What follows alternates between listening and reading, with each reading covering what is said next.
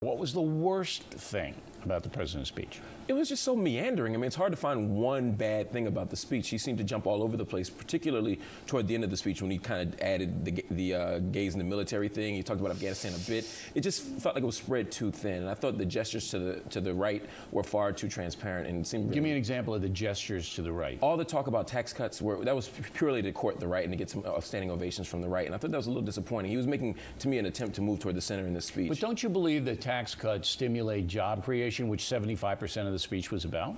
No, I mean, perhaps that's true, and I think deciding whether or not it should happen in the private sector or in the public sector is an issue he could have delved into a little more deeply. It seemed to me... He wants it both ways, though. Well, that's my point. It was a very superficial gesture. I don't think there was no substance to it. All he was trying to do was make everybody happy. That's why 83% of the public was happy with it, because he didn't say anything that was controversial. But isn't that shrewd? I mean, the guy's on the ropes after Massachusetts, all right? People are questioning his leadership. They're thinking, oh, my God, is this whole thing falling apart? The guy doesn't have any experience. Were we wrong to vote for him?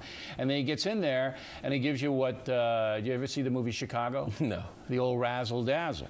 Okay? He gives you the old razzle-dazzle where, okay, we're going to create jobs. The big government job program is going to kick in, but I'm going to give tax breaks to small business and this, that, and the other thing is we're going to do it too for... That's my point. That's not leadership. Everybody's happy, right? That's not leadership, though. That's political cowardice to me.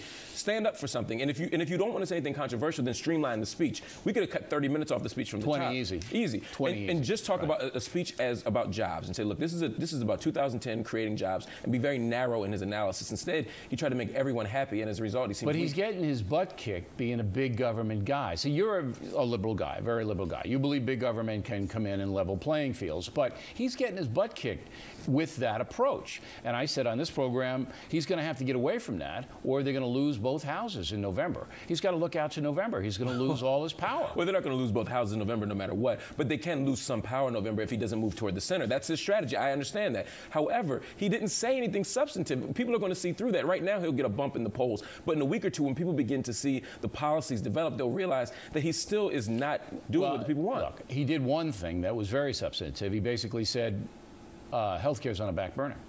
More or less, yeah. And that's pretty substantive. Another disappointing move. To me, that's a concession that he shouldn't have made, because to me, that's a sign. But he's getting murdered with it. He's getting hammered. If healthcare is perceived to be a failure for the Obama administration, he's done in 2012. Absolutely. 66%, according to a couple of polls, don't like his proposal. So what do you want him to do? Get up there saying it's great, and you 66% are morons? At some point, you have to stand for something. So far, this Obama administration has stood weak on just about every public policy issue. If you stand for something against 66% of the folks, you're not going to be standing for anything. You're going to be out of there. Part of why 66% of the folks are disappointed or upset or disapproving is because of the process, because of how the Obama administration... They don't understand it. Well, and the Obama administration has offered very little leadership, particularly at the beginning on the health care issue. The way to fix this is for him to step back in front. I don't know. He's given 29 speeches on health care, and I still don't understand. And how many of them had details in them? How many of them was he... He tried. It's just like nobody knows what he's talking about. I completely disagree. I think the first 15 of those speeches, he said absolutely nothing. The first 15? He said absolutely nothing. All right. I still don't know. You know, most people don't know what public option is. They don't know what they're talking about.